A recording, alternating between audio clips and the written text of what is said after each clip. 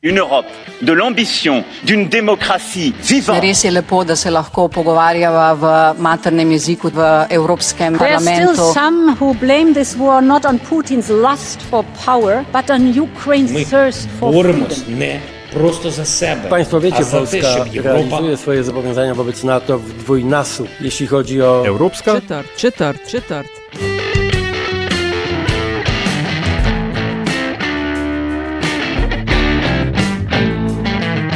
Spoštovane in cenjeni, dobrodošli v podkastu Evropska četrt, podkastu o vsem, kar vas bo zanimalo o Evropski uniji, pa niste vedeli, koga vprašati.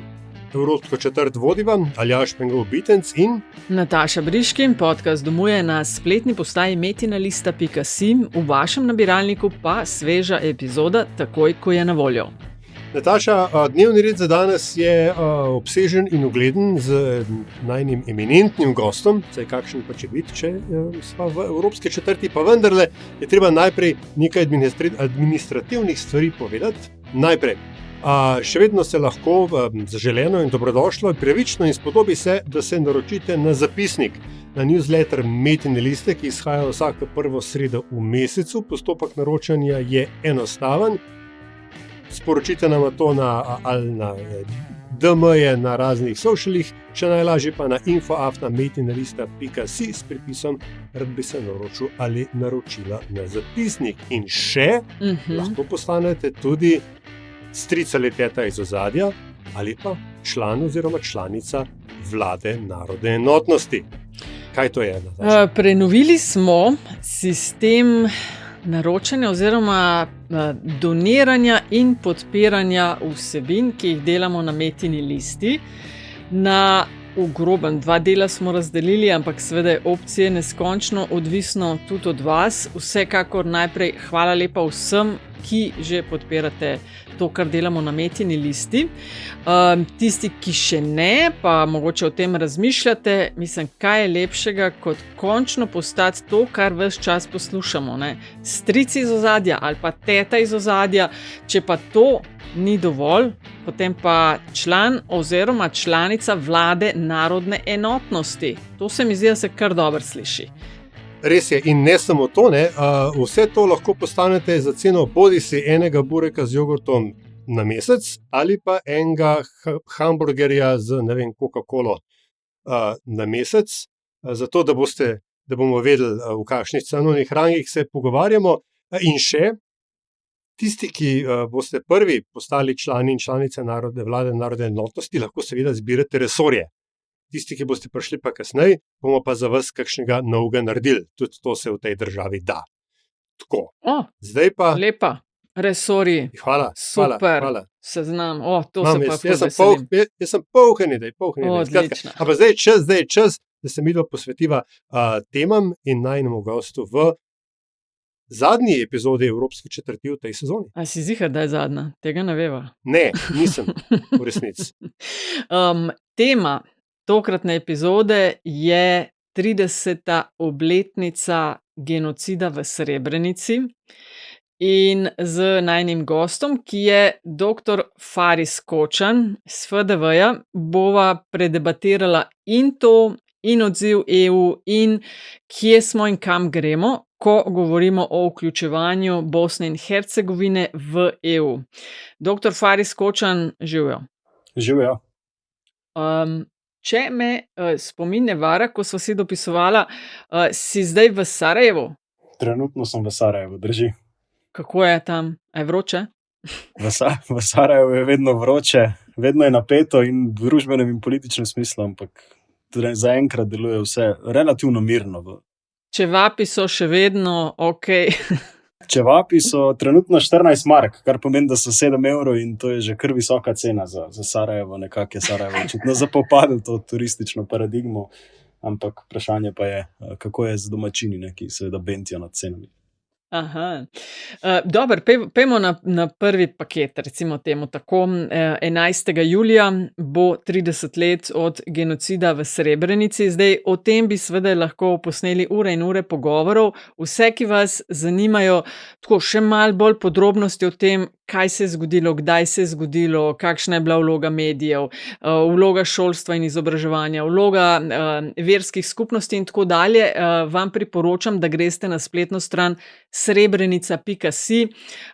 V okviru tega projekta smo posneli 6-delni oziroma 7-delni, 7. del še izide, podcast na to temo z več informacijami, ampak prvo vprašanje, Faris, tebi, recimo 30. obletnica genocida, ti v prvi epizodi skupaj z tvojo sogostjo zelo natančno razložita, kaj in kdaj, ampak danes, ko gledaš ko spremljaš to, kaj se v Sarajevu o tem, a so kakšni dogodki, a se tega kaj spominjajo, se kaj dogaja na to temo? Zdaj, ko hodiš po Sarajevu, povsod vidiš, da se obeležuje Srebrenica, povsod so grafiti, spominjanje na Srebrenico, oziroma tudi v angleščini Remembering Srebrenica. Imamo tudi ogromno teh muzejev tu v Sarajevu, ki to obeležujejo. Zagotovo pa je ta narativa tudi med bošnjaško skupnostjo večplastna. Absolutno vsi tu podpirajo idejo, da je potrebno genocid v Srebrenici razumeti kot osrednji vidik vojne v Bosni in Hercegovini, pa hkrati tudi opozarjajo, da gre pravzaprav za kulminacijo vsega tega, kar se je dogajalo v vojni v Bosni in Hercegovini, in težko v Sarajevo gredo mimo dejstva, da so bili najdlje oblegana in zaprto mesto po drugi svetovni vojni. Praktično 4 leta so bili oblegani, približno 16,000 ljudi je tu izgubilo življenje in v tem duhu absolutno so še toliko bolj občutljivi na revizionizme, na spominjanje, na obeleževanje in tako naprej. Tako da skratka Srebrenica je tu še vedno izjemno pomembna, predvsem v tem družbenem smislu. Težava pa je, ker je vse pomembnejša ali pa postaja tudi na zelo različne načine instrumentalizirana v političnem življenju. Kaj to pomeni, instrumentalizirano v političnem življenju? Jaz razumem, da z vidika zunanjega opazovalca seveda je Srebrenica po eni strani madež na vesti Evrope, kot se temu reče, ta iste Evrope, ki je do vojne v Bosni in Hercegovini govorila, nikoli več. Po drugi strani pa se velikokrat zdi, kot da se, gledano od zunaj, je Srebrenica edina stvar, ki definira vojno v Bosni in Hercegovini, in me zdaj zanima, kako to znotraj izgleda in kaj to pomeni, ko praviš, da je instrumentalizirana politično in družbeno. Ja, zdaj, to mislim, da ste super identificiral. Zdaj, v grobem je Srebrenica res razumljena kot tisti zadnji kamenček v vojni v Bosni in Hercegovini, in kot taka je torej ima nekako v tej hierarhiji, kljub temu, da se to sliši tako zelo grdo pa kruto, ampak v tej hierarhiji je najpomembnejša, in marsikdaj se zanemarjajo tudi drugi vidiki vojnih zločinov. Kar se tiče pa same politične instrumentalizacije, ogromno političnih strank v Bosni in Hercegovini se je zgradilo kot odziv na relativizacijo, recimo genocida v Srebrenici ali pa širše vojnih zločinov, ki so se dogajali v Bosni in Hercegovini, in pa tudi tem, kako se politična elita s tem pravzaprav meče drug v drugega to in nekako skuša tudi ustvarjati pogoje za to, da to dominira, recimo, družbeno-politični prostor. Da ponudim nekaj primerov. Recimo Milorad Dodik je oseba, ki je, da je recimo prišla na položaj, torej vodja, voditelj, neformalni, formalni voditelj entitete Republike Srpske in pa tudi nekako razumljen kot hegemon med bosanskimi Srbi v Bosni in Hercegovini v političnem smislu, je začel svojo politično kariero graditi na temu, da je priznal genocid v Srebrenici, da je nekako tudi in recimo Karadžića in Mladića ukviril kot, da sta ona dva tista, kot v imenu recimo Srbov v Bosni in Hercegovini storila te zločine. Torej sta izrabila Srbe ali pa to srbsko idejo, zato da sta izvajala zločine in torej zločinci imajo ime in priimek. Ampak je potem hitro ugotovil, da ta ideja, recimo, da priznaš genocid v Srebrenici in s tem skušaš doseči spravo v političnem smislu in potem posledično tudi spuščati signale na družbeno raven, da je to lahko okvir, znotraj katerega lahko ponovno sodelujemo, je imel pravzaprav 2 poslanca, kar pomeni, da v političnem smislu pomeni, da je moral spremeniti potek dogajanja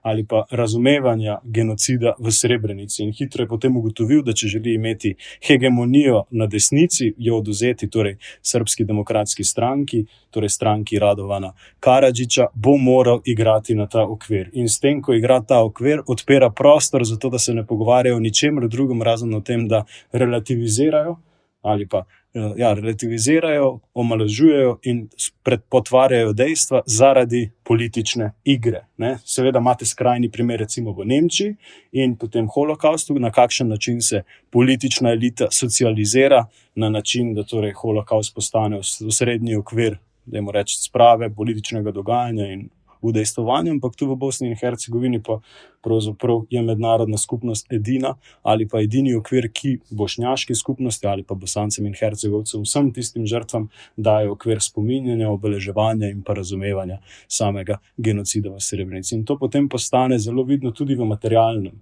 svetu. Recimo imate tule ne streljaj od Sarajeva, imate recimo študentski dom Karadžića, Mladića, to so recimo razumljeni kot srbski heroji v Bosni in Hercegovini, na drugi strani imate torej približno 51% bošnjakov, ki in Karadžića in Mladića razume kot zločince, tako kot jih torej tudi razume mednarodna skupnost. In tej razgreti ali pa v tej atmosferi, kjer ti v bistvu osnovnih civilizacijskih ali pa etičnih vidikov ne zmoreš kot politik zapopast, pride do situacije, ko se v ničemer drugem ne pogovarjaš, razen o tem, da se zapiraš potem na račun teh grozot, te vojne v tako imenovane etnične skupine. In potem postane vse ostalo drugega, tretjega pomena.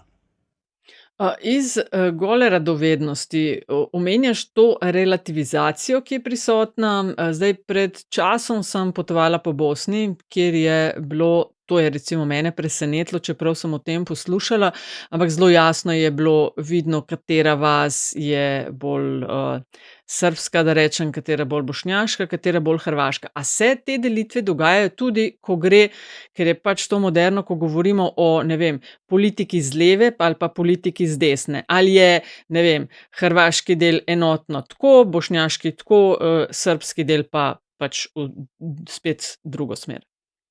Ali so tudi te levo-desno delitve? Zdaj, to mislim, da je ključno vprašanje in s tem vprašanjem se ukvarjajo v Bosni že pravzaprav od konca vojne. Če govorimo o teh levo-desno, recimo med Hrvati imate hegemona na desno-sredinski ali pa desni strani, torej HDZ Bosne in Hercegovine. V Republiki Srpski ali pa med Srbi v Bosni in Hercegovini imate predvsem prevladujoči dve stranki, torej SNSD, Zavezništvo neodvisnih socialnih demokratov Milorada Dodika, in pa potem SDS, torej stranka Karadžića, potem pa pridejo torej še manjši igralci, tipa Draško Stanivuković, Jelena Trivić, ampak njihova ideologija je zelo socializirana ali pa ukalupljena v to srbsko narativo. Tako da recimo tistega potencijala neke leve opcije je zelo malo, recimo v entiteti Republike Srpske, in še tam v bistvu na zadnjih volitvah približno 5%, če povem ime in priimek, to je Vojin Mijatović, oseba, ki je torej socialni demokrat v tem klasičnem pomenu, deluje torej v Federaciji Bosne in Hercegovine, in to je nekako domet. Zdaj, kar se tiče pa bošnjaške skupnosti, bošnjaška skupnost je seveda večja, je tudi večinska, in tu pa prihaja torej do razlik. Imate klasično desno-sredinsko ali pa desno stranko demokratske akcije, torej nekdanjega predsednika Alije Izetbegovića, danes njegovega sina Bakira Izetbegovića, ki računa lahko približno na okoli 30% glasov med bošnjaki. Potem pa imate torej socialne demokrate, ki imajo že razrahljano idejo levo-desno, so bolj levo-sredinski, imajo recimo približno tam med 15 in 20% glasov. Potem pa imate že te progresivne evropske stranke, ki so podobne recimo našim levim, recimo levo-liberalnim gibanjem. Tudi na Hrvaškem imate torej Tomaševića in tako naprej. Te pa recimo lahko računajo predvsem v urbanih središčih, tu predvsem Sarajeva, tam na 5-6%. Tako da imate recimo med bošnjaki imate večjo ponudbo levo-desnih strank, in potem je pa tu samo vprašanje, na kakšen način vlečejo niti. Eni vlečejo niti, dajmo se pogovarjati najprej o elementarnih stvarih, drugi pa naš cilj je torej priti v Evropsko unijo, ne glede na vse. Ampak v tem kontekstu trenutno, volitve so naslednje leto, trenutno vlada v Bosni in Hercegovini na ravni federacije, torej med bošnjaki, tako imenovana trojka, ki ne bi bila ali pa je progresivna, torej umaknila je ven hegemona SDA v tem kontekstu, in ljudje so bolj ali manj tu že prepričani, da se vrača torej SDA nazaj. Ravno zaradi tega, ker obstajajo določene teme, stvari, s katerimi se oni ne želijo ukvarjati, med drugim tudi na kakšen način vračati udarce za te vse udarce, ki so vezane tudi na vojno, na zločine in na dogodke, in očitno se spet bodo zavrteli v krogu. Ko si že omenil Evropsko unijo, po koncu vojne je nekako veljalo, da so Američani naredili, usilili mir na nek način, Evropska unija ne pa zdaj to spuca. Zdaj to zelo poenostavljam, ampak poanta je, da je članstvo Bosne in Hercegovine v Evropski uniji tisti dolgoročni cilj, ki naj bi bil ultimativni garant stabilnosti, miru, politične in gospodarske prosperitete, družbene prosperitete v državi. Ne bom rekel nič novega, če rečem, da stvari niso tekle tako, kot si je marsikdo tudi na evropski strani zamišljal. In kako je zdaj a ima Evropska unija še to auro svetle bodočnosti v Bosni in Hercegovini, če jo je sploh kdaj imela? To mislim, da je ključno vprašanje za Bosno in Hercegovino in pa tudi za Evropsko unijo, sploh v luči recimo ruske agresije na Ukrajino, pa situacije trenutno, ki se dogaja na Bližnjem vzhodu, širše in tako naprej. Kar se tiče Bosne in Hercegovine, je zadeva bila torej postavljena v okviru Dejtonskega mirovnega sporazuma in takrat je tudi prišlo do dogovora, da civilno implementacijo Dejtonskega mirovnega sporazuma vodi urad visokega predstavnika, znotraj katerega seveda ima glavno vlogo Združene države Amerike in pa potem v tej luči Evropska unija, ki je prevzela tudi večinsko financiranje tega urada in pa prispevala tudi večino ali pa praktično vse v zadnjem času visoke predstavnike, ki bdijo nad implementacijo, imajo moč vsiljevati zakone, s tako imenovanimi bonskimi pristojnostmi iz leta 1997, lahko odstavljajo politično elito in torej v primeru, ko vidijo, da med politično elito ni konsenza, ustvarjajo torej pogoje za neko, dajva reči, normalno življenje. Ampak tako, kot ste tudi sami rekli, nekaj, kar ti je vsiljeno, predvsem strani mednarodne skupnosti in ne izhaja iz teh nekih legitimnih gabaritov, zaradi katerih so bili, ne glede na to, pustimo ob strani, ali so dobri ali slabi predlogi, prihaja do torej vidika upor. Zdaj, kar se tiče pa Evropske unije, Evropska unija je bila prisotna v Bosni in Hercegovini zelo močno, intenzivno, z nekimi reformnimi idejami, predvsem do leta 2010, ko je začela torej vzpostavljati ali pa verjeti v to, da se da Bosno in Hercegovino narediti funkcionalno, in to funkcionalnost je torej izgradnja državnosti. In dva ključna projekta Evropske unije sta bila policija skupna in vojska skupna. Vojsko skupno je uspelo ustvariti Bosni in Hercegovini prek Evropske unije, predvsem v luči, pustimo, kako to potem v praksi izgleda, ampak zdaj vsaj recimo imaš skupno vojsko, policijo pa nikoli ni uspelo narediti, kar pomeni, da imate torej še vedno entitetske policije.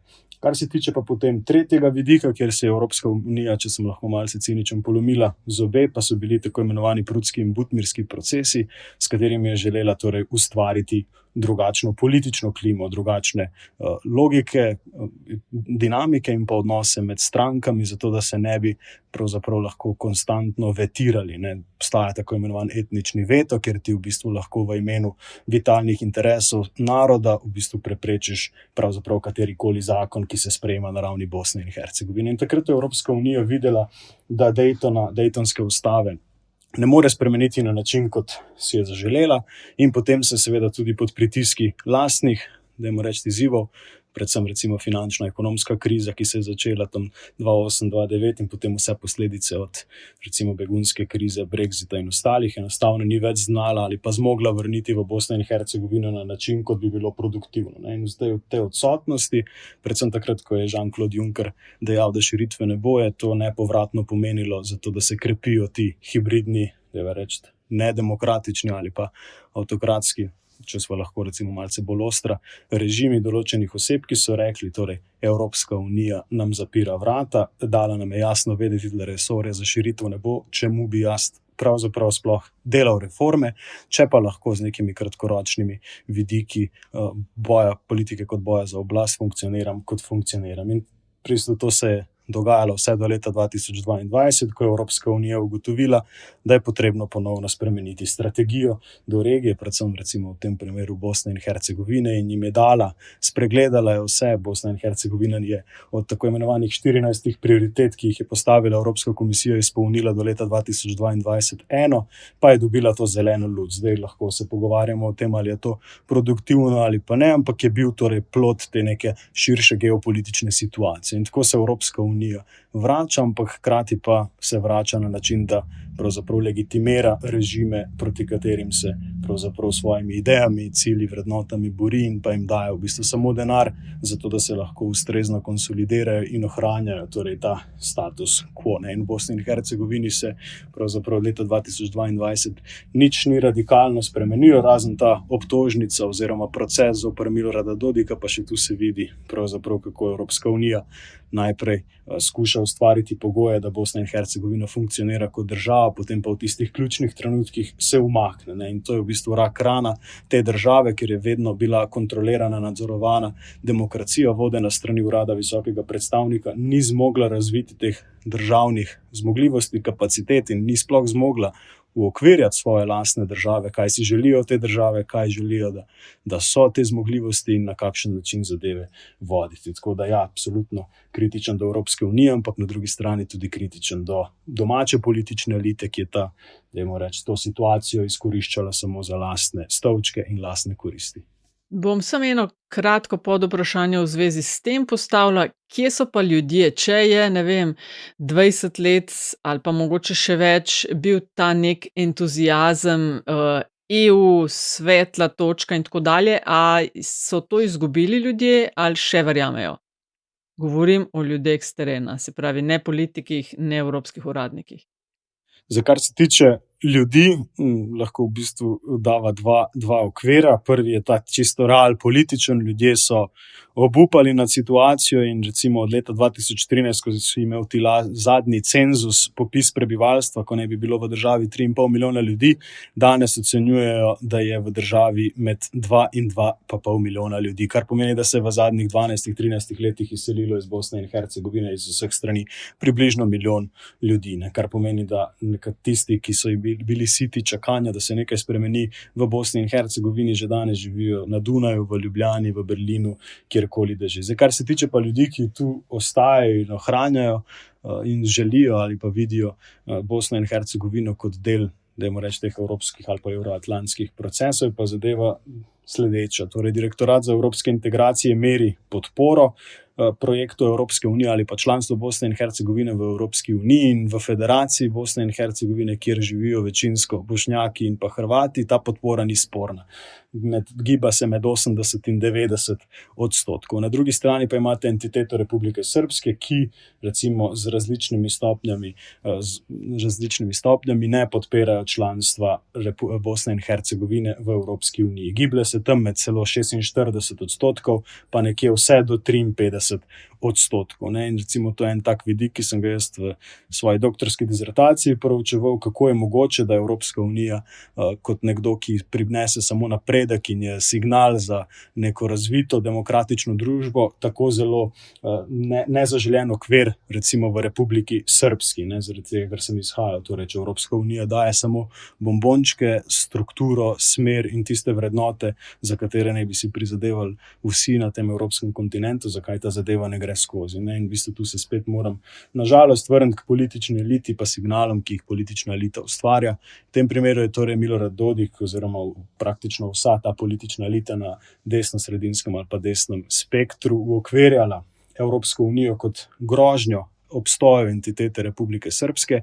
Ideja je torej bila, če postane model Evropske unije, obstaja velika verjetnost, da entiteta Republike Srpske ne bo več obstala, kajti cilji Evropske unije so vezani na centralizacijo, so vezani na funkcionalno Bosno in Hercegovino, kar pomeni za njih unitarno državo in oni na to ne morejo pristati. In zato jaz sam vedno pravim, Dodiku in ostalim v entiteti Republike Srpske je uspelo pravzaprav odcepiti Republiko Srpsko v mislih in v glavah ljudi v Republiki Srpski, tam, kjer Evropska unija ima močen domet in prisotnost je predvsem pri ekonomskih vprašanjih. Tu Evropsko unijo absolutno sprejemajo, kaj dlje od tega pa imajo močno skepso. Zaradi tega, ker tudi imajo občutek v duhu, in če se vrnem recimo tu pri genocidu v Srebrenici in ostalih zločinih proti človeštvu, ki so se dogajali v Bosni in Hercegovini, da je mednarodna skupnost pravzaprav na strani Bošnjakov, da ne upošteva Srbov oziroma da jih skuša demonizirati, da so bili oni tisti, ki so bili procesirani in v tem kontekstu torej, da igrajo za bošnjaške interese. In to so recimo tiste grobe narative, zaradi katerih ne samo, da imajo skepso ljudje, recimo Srbi v Republiki Srpski ali pa širše v Bosni in Hercegovini, ampak pravzaprav potem tudi zavračajo ta okvir Evropske unije. Aljaž, če dovoliš, sam še nekaj bi dodala, ker se navezuje na to, kar je zdaj povedal. Sam, Aljaž, ti si omenil pred par minutami to nikoli več. Ko se neke take stvari zgodijo, je vedno nikoli več, pa potem se spet zgodi. Faris, kakšna je tvoja reakcija, ko slišiš nikoli več, oziroma a bi dal roko v ogenj za to, da se kaj takšnega na ozemlju, o katerem govorimo, nikoli več ne bi zgodilo? Jaz mislim, da v trenutni situaciji, pa to je recimo moja ocena na podlagi tega, ko se pogovarjam z ljudmi različnega etničnega porekla, različnih ideologij, mislim, da vojna je v 99% nemogoča. Pa predvsem zaradi tega, ker so ljudje razočarani, borili so se v času torej tranzicije, razpada Jugoslavije za neke ideje, danes pa se nimajo več za nobeno idejo boriti in pravijo tudi sami, za koga ne vzamemo orožje, za svojega sina, ki je v Nemčiji, ali pa za svojo nečakinjo, ki trenutno živi recimo na Švedskem, in to v bistvu so tisti vidiki, ki mislim, da preprečujejo kakršenkoli oborožen spopad in ta nikoli več v praksi. Ljudje enostavno ne vidijo več tega kot okvirja, da bi karkoli lahko spremenili in dosegli, tudi ne verjamejo dosti političnim elitam, vidijo, da gre za hujskaško retoriko, predvsem pa je tudi demografska struktura v Bosni in Hercegovini, recimo, kar stara postaja to družba, večino recimo tistih, ki živijo danes tu, so starejši.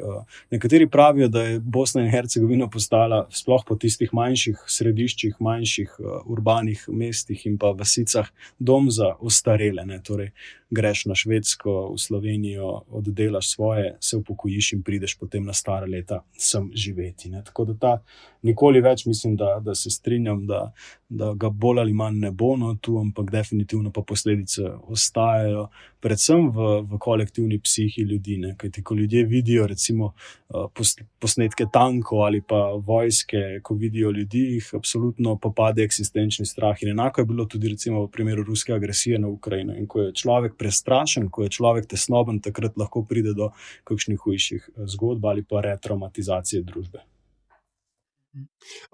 Mogoče še to, omenil si, da je, če kje, potem Evropska unija učinkovita ali pa sprejeta tudi v Republiki Srpski kot nek gospodarski, ekonomski faktor oziroma v tovrstnih vidikov. Pa me zdaj zanima, tudi Evropska unija se je vendarle spremenila v vsem tem času. Nenazadnje Bosna in Hercegovina zdaj na svoje, severni in zahodni meji na članico EU, na članico Schengena.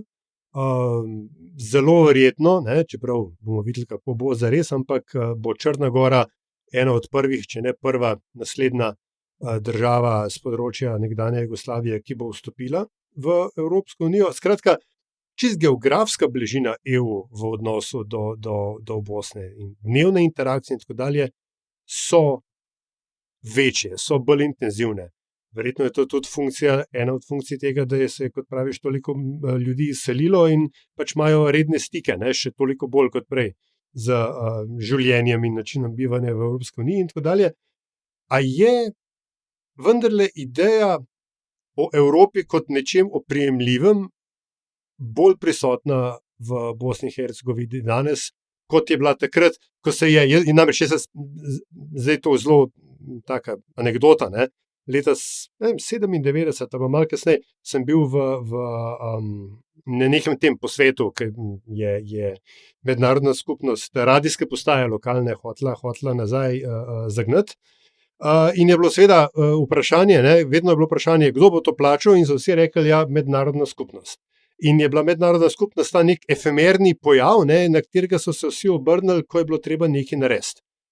A je danes to dosti bolj realno, dosti bolj opremljivo za vsakdanje življenje državljanov Bosne in Hercegovine? Zdaj, odvisno, koga vprašate. Ko govorimo, recimo, dostikrat sem se pogovarjal tudi z ljudmi, predvsem v luči tega, kar ste tudi sami rekli, oziroma si sam rekel, poklicna deformacija, da absolutno Evropska unija ima ogromno skladov, tudi posamezne zahodna veleposlaništva so tiste, ki financirajo različne družbene podsisteme in seveda tudi tiste projekte na področju demokratizacije, spoštovanja človekovih pravic in vrednot. In dostikrat, ko se pogovarjam tako z ljudmi, pravijo, da je to že vse super in prav, ampak da sami ne vidijo pretiranega učinka od teh projektov in od teh shem. Pravijo tudi, da se ljudje bolj ali manj v istih krogih obračajo in tudi iste ljudi v bistvu prepričane že prepričujejo. In zaradi tega je verjetno potem to, kar si tudi sam rekel, ekonomija ali pa tisti širši ekonomski prost pretok blaga, storitev, oseb in ljudi, to, kar Evropska unija na čemer je utemeljena, je verjetno tisti okvir, znotraj katerega bi lahko Bosna in Hercegovina dobila tisti dodaten zamah ali pa razmah. In točno to, kar si tudi sam rekel, Bosna in Hercegovina absolutno v zadnjih 10 letih živi to integrirano življenje z Evropsko unijo, je geografsko absolutno del Evrope, ampak tudi vse bolj družbeno in pa ekonomsko del Evropske unije. Evropska unija se seveda zaveda, da v obstoječih gabaritih, kot jih postavlja politična elita v Bosni in Hercegovini, ne more računati na tisti konkreten napredek, lahko pa z različnimi fazami integracije uspe pravzaprav prepričati politično elito, da temu sledi. Kajti ključna stvar v Bosni in Hercegovini je ta, da ni tistega transformacijskega potenciala v družbi. Katalizatorji sprememb ali pa idej so mlajše generacije, ki zahtevajo potem od svojih voditeljev, da nekaj spremenijo. Ti mlajši pa so v bistvu pristali na to ali pa pravijo, sam se ne bom vključil v politično stranko, zato da lahko delam v knjižnici, ampak bom odšel recimo v drugo državo, zato ker tam ne potrebujem partijske izkaznice, zato da dobim službo. In s tem v bistvu se ohranja potem na družbeni ravni ta status quo. In to fazno pridruževanje je verjetno tisto, kar bo Evropska unija zagovarjala, oziroma ta tako imenovana diferencirana integracija. Logika je najprej ekonomska integracija in s to ekonomsko integracijo bo ali pa ne bo sledila politična integracija. Nekateri raziskovalci ali pa tisti, ki se ukvarjajo s temi vidiki evropske integracije, med katerimi recimo Schimmel Fening iz Ciriha, eden ključnih ljudi, ki se je res v zadnjih 20-30 letih ukvarja s transformacijo srednje in vzhodne Evrope, pa tudi jugovzhodne Evrope, je ravno v Pragi na enem izmed konferenc dejal, da v bistvu moramo pozabiti na vse modele, ki smo jih prej poznali od diferencirane integracije, faznega pridruževanja in se ukvarjati v bistvu s tako imenovanim razmejevanjem. In pravi, da ne bo pomembno več v prihodnosti, ali si del Evropske unije ali ne v smislu članstva, ampak ali si idejno, vrednotno povezan z Evropsko unijo in slediš politikam Evropske unije, imaš torej te interakcije. Tukaj govoril predvsem recimo o Ukrajini, Gruziji, ampak je pa tudi potem začel in Moldaviji, ampak je pa začel potem govoriti predvsem tudi v logiki jugovzhodne Evrope. Eno banalno vprašanje imam še, ki se pa zelo navezuje na to. Kako je z roamingom v BiH? Ja, moraš iti odvisno od svojega operaterja. Sam imam Telekom, tako da moraš zakupiti podatke, zato da imaš lahko potem gigabajte oziroma enote klicev, SMS-ov in sporočanja. Ima pa seveda Balkan ponotranjen potem roaming, ki znotraj regije kot take ima nižjo stopnjo konvergence in lahko potem ljudje med sabo komunicirajo. In to je v bistvu cilj Evropske unije. Tako, ker bi se sprašujem zato, ker je pri vseh velikih in hvalevrednih in dolgoročnih evropskih idejah miru in sobivanja in rasti družbene, je bilo to, da hodimo po Evropi in ne plačujemo dodatnih roaming stroškov, ena od največjih pridobitev dnevnega življenja, ki v bistvu zelo vpliva na kvaliteto, na enostavnost bivanja, da tako rečem. Drži, ne, pa ne samo to, še nostrifikacije, recimo carine, potovanja med državami, da ne stojiš na mejah in tako naprej. In ja, se strinjam, to so stvari, ki jih regija potrebuje za to, da doseže tisto stopnjo družbene konvergence. Ne. Sem v bistvu že zdavnaj, pa se bo slišal pesimistično, že zdavnaj obupal nad politiko in politično elito v regiji, nisem pa obupal nad ljudmi, ne, ker vidim, da ljudje absolutno razmišljajo, vse več jih razmišlja svojo glavo in vse več se povezuje. Vse več je projektov, recimo takšnih med študenti, ko hodijo po fakultetah iz različnih držav, se spoznavajo, imajo te trajne, ohranjajo vezi in potem na ta način prihaja do transformacije. Ne. Torej, da politično elito skušaš seveda spremeniti, če jo ne moreš, jo pa vsaj ignoriraš do te mere, da razumeš, da imaš kot študent v Sarajevu enake izzive kot študent v Beogradu ali pa študent v Skopju. Ne. In to se lepo vidi tudi v primeru protestov. To se je videlo recimo tudi v primeru protestov študentov v Srbiji, ko so se zbudili študenti v Republiki Srpski in so v bistvu na tej logiki, ne, torej identitetni ravni sem študent in si želim določene stvari spremeniti v svoji družbi in izražam solidarnost. Ne. In tu so v bistvu tiste vstopne točke pa potenciali, ne samo za Evropsko unijo, ampak za regijo kot tako. Ne. Evropska unija hoče doseči to spravo ali pa dobro sodelovanje med državami, ampak to dobro sodelovanje med državami ne moreš prepustiti političnim elitam, ker se borijo samo za svoje stolčke in za svoje glasove. Moraš v bistvu to prepustiti ljudem, da sami vidijo, zakaj je dobro sodelovati med ljudmi, zakaj je dobro imeti skupne projekte in kaj lahko na podlagi tega narediš. Ne? In kot si rekel, mogoče je roaming en tak okvir, pa potem nostrifikacije, padanje carin, mej med njimi in pa potem posledično tudi neko funkcionalno sodelovanje v prihodnosti. Ajde, da s tem zaključimo to epizodo. Če bi mogel postaviti, sicer si omenil, da v prihodnje mogoče niti ne bo več, ali je fizično oziroma z dokumenti vred neka država članica EU, ne bo več toliko pomembno, ampak če bi mogel recimo staviti, a bi se dalo kakšno letnico postaviti, če recimo grejo stvari s tako nadzvočno hitrostjo naprej kot zdaj, kdaj bi se lahko kakšen konkretnejši premik zgodil?